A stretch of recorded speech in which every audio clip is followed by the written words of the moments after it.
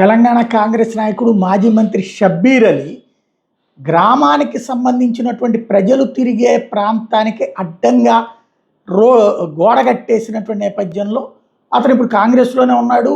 ఓ పక్కన రేవంత్కి సన్నిహిత వర్గంలోనే ఉన్నాడు. అయితే ఆ కారణంగానే అక్కడ గోడ కట్టేసుకున్నాడు.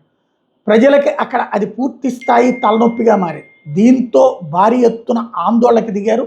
ఆ గోడని కూల్చిపడేసినటువంటి సంఘటన నార్సింగి మండలం, మెదక్ జిల్లా నార్సింగి మండలం జప్తిసూర్ విలేజ్ దగ్గర జరిగింది. స్థానిక ప్రజలే తిరగబడినటువంటి సంఘటన చోటు చేసుకుంది.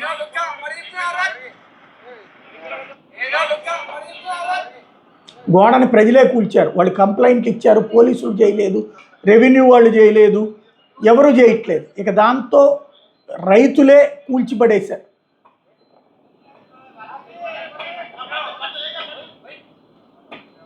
ఇది ఒక రకంగా ప్రజా తిరుగుబాటు అని చెప్పాలి.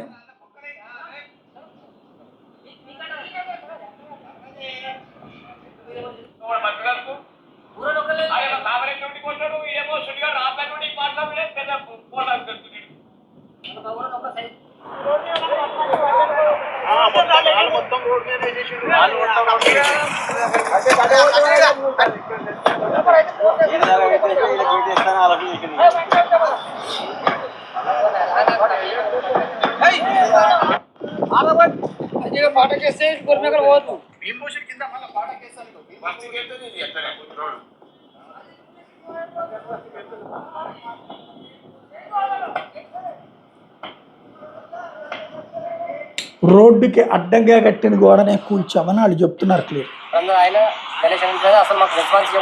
ఈ తొగ ఉన్నది, ఈ తొగకు అడ్డంగా వేయడంతో మాకు ఇబ్బంది కలుగుతున్నది. పై అధికారులకు చెప్తున్నాము, దాన్ని పట్టించుకొని ఇరిగేషన్ డిపార్ట్మెంట్ వాళ్ళు కానీ ఎంఆర్ఓ కానీ చర్యలు తీసుకోవాలని కోరుతున్నాం.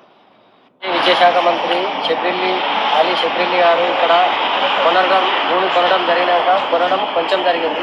తర్వాత అందులో ఉన్న గవర్నమెంట్ ల్యాండ్ కానీ అన్ని కానీ కబ్జా చేసుకుంటా తిరుగులే ఆభరణాలు కూడా పెట్టి ఇక్కడ అమ్మకుండా తాతకుండా పడగలని ఉన్నది.